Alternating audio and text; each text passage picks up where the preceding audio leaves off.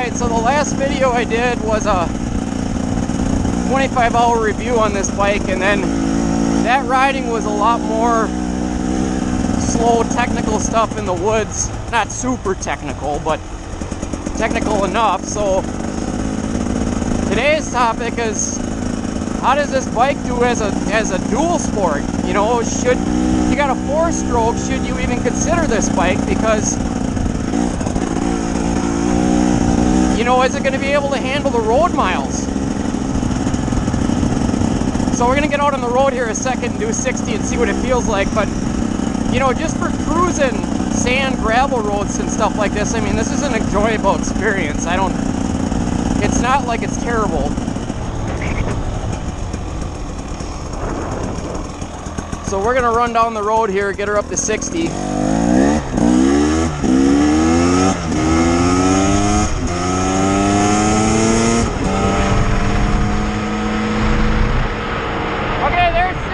An hour. I got my tires balanced. This is frickin' butter smooth. There's no vibration in the pegs, there's no vibration in the bars. I'll run it up to 70.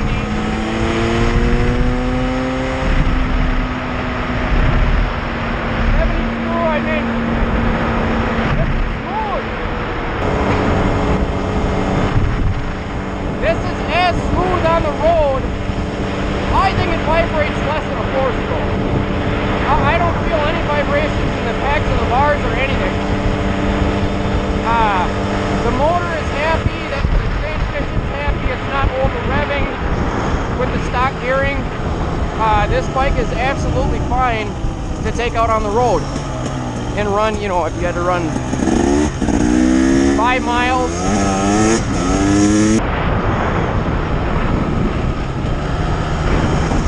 So getting back to what I was saying, yeah, so just like cruising gravel roads and stuff, I feel like this is just as good of an experience as I would have on a 4-stroke.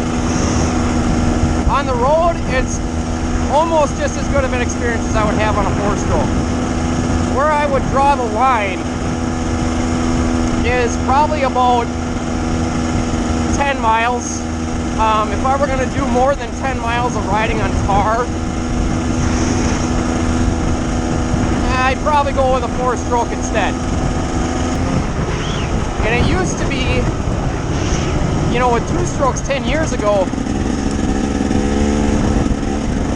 unless you were riding at the track, you weren't running a 2-stroke. Like, people weren't running the 2-stroke as dual sport bikes.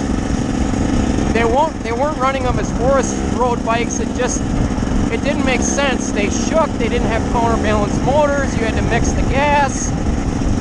The Japanese bikes just did not make good dual sport bikes. And to me, dual sport is a little bit of everything. It's not, I'm not talking a 50-50 bike. Like a 50-50 bike is a CRF 300L. That's a 50 dirt, 50 street. It kind of doesn't do anything very good. When it comes to the KTM 350 or 500 EXC, that's more like a 60-40 bike, 60 dirt, 40, or yeah, 60 dirt, 40 street. This bike is more like a 80-20, 80 dirt, 20 street. But you can do the street on this bike, and you know, the forest road riding and stuff, and it's not a terrible experience.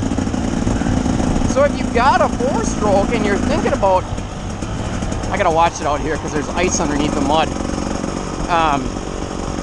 If you got a 4-stroke and you're like, you know, I've been thinking about getting a 2-stroke for a long time, but it's not gonna, you know, you're afraid it's not gonna work well as a dual sport. I would argue, you know, that if most of your riding is slow technical stuff, let's say 30%, there's some ice right there, 30% of your riding is slow technical stuff, and 40% of your riding is like forest roads and, you know, trails and stuff like this, and the other 30% is tar or gravel, you're going to be happy with this bike. It does it just fine. It doesn't get as good a gas mileage as a 4-stroke, but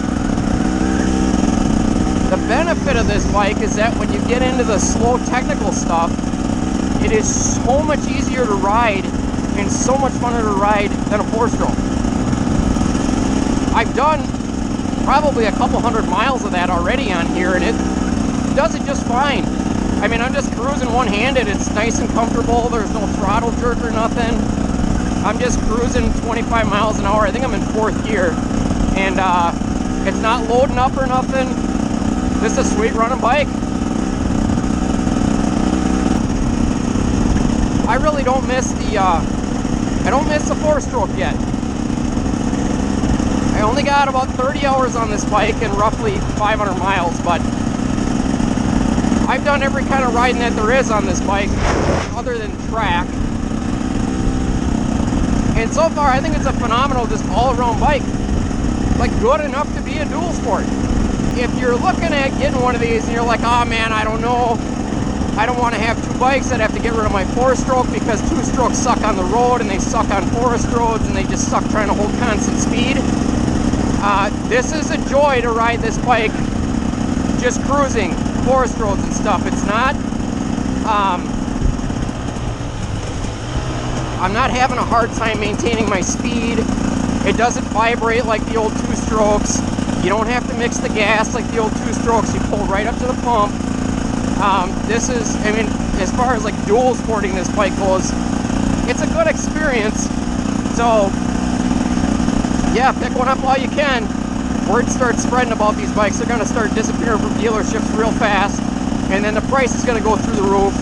And then, you know, I'm thinking mid-July of 2024, these bikes are going to be unobtainium. You're not even going to be able to find them.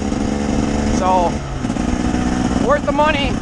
I don't care if you like to do hard enduro or you like to do trails or you like to putt around in the backyard, you want to do some dual sport stuff. It's just a great frickin' all-around package.